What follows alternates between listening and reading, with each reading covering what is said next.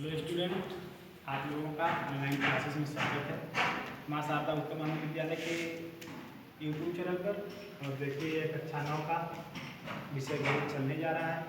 यह आज 1.1 की प्रश्नावली की आखिरी सवाल है।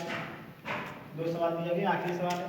अब आप लोगों को अगले दिन 1.2 पढ़ाया जाएगा। वो संख्या पद्धति का पहला NCERT का जो सिस्टम है, किताब है, उसका चल रहा है। दिया क्या गया है, क्वेश्चन दिया गया है कि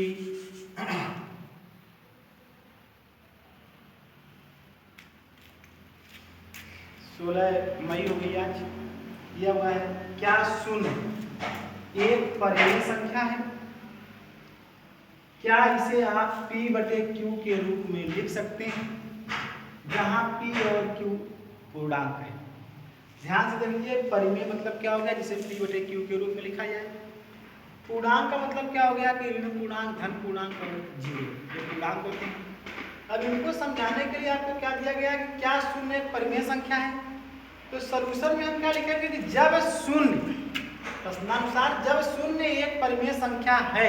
अगर परिमेय संख्या है तो परिमेय संख्या की परिभाषा क्या होती है? वे सभी संख्याएं जो P/Q के रूप में लिखी जाए। तो मैं इसको लिख सकता हूँ P/Q के रूप में। किस प्रकार से? निम्नलिखित प्रकार से। कैसे? शून्य बराबर 0/1, जहां P बराबर 0 अर्थात अंश बराबर 0 तथा Q बराबर 1, हर बराबर 1।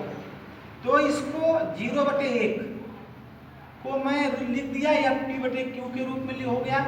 तो मैं इसको क्या कर सकता हूँ? प्रश्नानुसार बाई क्वेश्चन क्या, P/Q में Q का मान कोई भी संख्या हो सकती है, जैसे 0/1, 0/2, 0/3 आदि। तो हम कह सकते हैं कि शून्य को परिमेय संख्या के रूप में लिख सकते हैं, जहां P और Q क्या है? एक पूर्णांक है। इसी के साथ इस सवाल का उत्तर हो जाता है, यह आंसर होगा।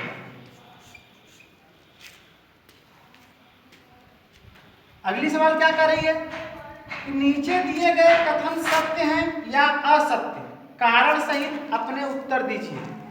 पहला क्वेश्चन है कि प्रत्येक प्राकृत संख्या एक पूर्ण संख्या होती है। प्रत्येक प्राकृत संख्या एक पूर्ण संख्या होती है। दूसरा क्या है? प्रत्येक पूर्णांक एक पूर्ण संख्या होती है। पूर्णांक के बारे में बोल रहा है। नंबर 3 कह रहा है प्रत्येक परिमेय संख्या एक पूर्ण संख्या होती है। हम इसको सॉल्यूशन में क्या करेंगे? पहला जो दिया गया प्रत्येक प्राकृतिक संख्या एक पूर्ण संख्या होती है, यह सत्य है। क्यों?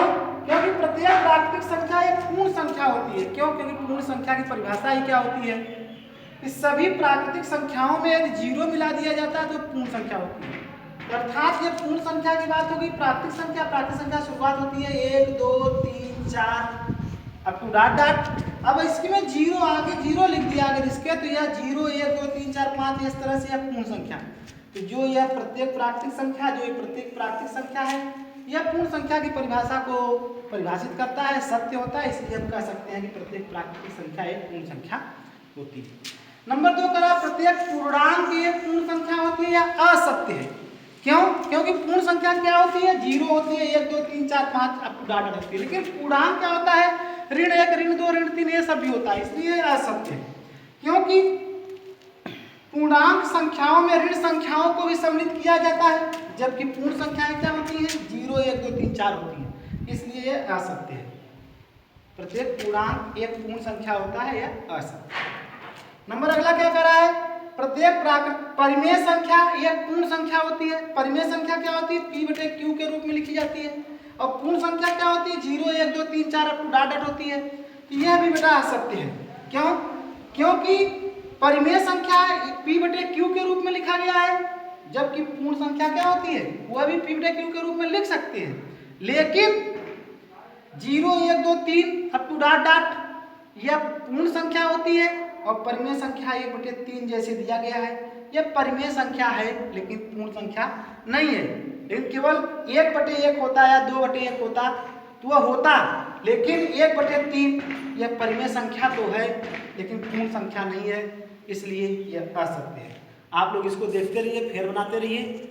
आप लोग ऑनलाइन लॉकडाउन का पालन कीजिए, घर पे रहिए, सुरक्षित रहिए। Stay home, safe life, safe हाल। धन्यवाद। जय हिंद, जय भारत।